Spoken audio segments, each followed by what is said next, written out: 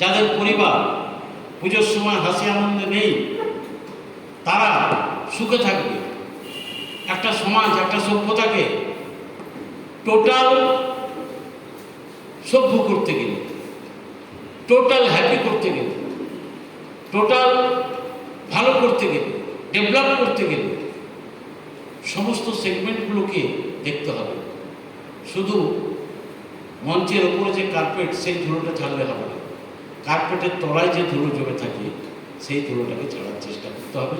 সেই ধুলো ঝাড়ার জন্য মমতা বন্দ্যোপাধ্যায় অলওয়েজ উদ্গ্রীব।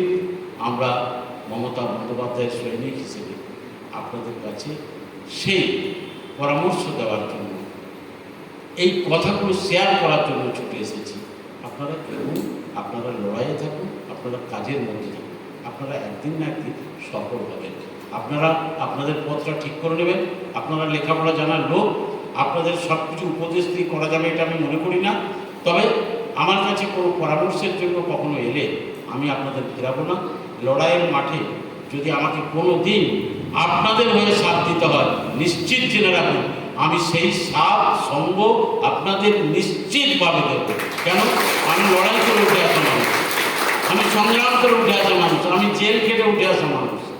আমি চাই আমাদের দেশের সমস্ত নরনারী উচ্ছ্বাসের আলো, সাফল্যের আলো, সমৃদ্ধির আলো আসবে।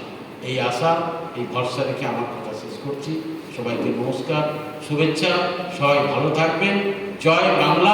তৃণমূল কংগ্রেস জিন্দাবাদ, মমতা বন্দ্যোপাধ্যায় জিন্দাবাদ, অভিষেক বন্দ্যোপাধ্যায় জিন্দাবাদ। আপনারা ভালো থাকবেন।